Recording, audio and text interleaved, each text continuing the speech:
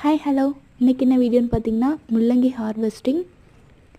இது வந்து நான் ஆல்ரெடி நிறைய முள்ளங்கி அறுவடை பண்ணி இது கடைசி பேட்ச்சு. இது பாருங்கள், கடைசியில் இருக்கிறதுனால கொஞ்சம் குட்டி குட்டியாக இருக்குது. ஃபஸ்ட்டு ஹார்வெஸ்ட் பண்ணால் கொஞ்சம் பெருசாக இருந்துச்சு.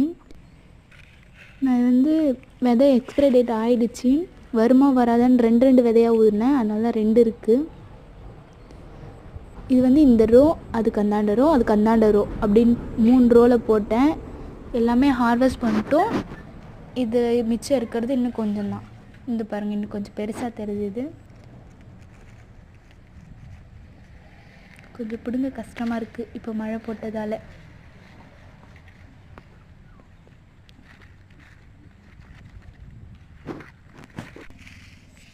அது இல்லாமல் இந்த மண்ணை பாருங்கள சாஃப்டாக இருக்குது. சாஃப்டாக இருக்கனால இதில் முள்ளங்கி, கேரட் இந்த மாதிரி வெரைட்டிஸ் போட்டால் சூப்பராக உள்ளே போயிட்டு நல்லா பெரிய கிழங்கு கிடைக்கும்.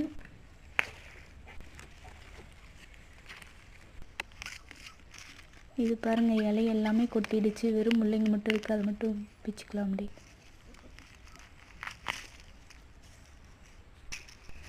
இதுபோல் விளைஞ்சதையும் நமக்கு தேவையான முள்ளங்கி பறிச்சுக்கலாம்.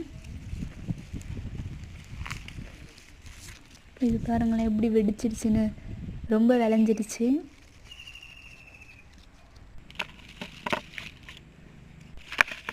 மொத்தமாக இவ்வளோ தூரம் நமக்கு கிடச்சிருக்கு. இன்னுமே கொஞ்சம் விட்டு வச்சுருக்கேன் செடி, அடுத்த பேட்ச்க்கு பறிச்சிக்கலான்னு. அப்புறம் இது தாங்க இந்த தோட்டத்தில் மொச்சக்காய், இது வந்து மிளகா, இதுக்கப்புறம் கொஞ்சமாக கத்திரிக்காய் செடி, அதில் தான் முள்ளங்கி போட்டிருந்தோம். இங்கே பேக் சைடில் பார்த்திங்கன்னா வெங்காயம் போட்டிருந்தோம், அதை ஹார்வெஸ்ட் பண்ணிட்டோம். இதை அப்படியே வாஷ் பண்ணி க்ளீன் பண்ணி எடுத்துக்கலாம். அவ்வளோதாங்க, மொத்தமாக வாஷ் பண்ணி க்ளீன் பண்ணதில் இவ்வளோ தூரம் கிடச்சிருக்கு. தாராளமாக ஒரு நாள் குழம்பையே நம்ம ஓட்டிடலாம். அவ்வளோதான் இந்த வீடியோ.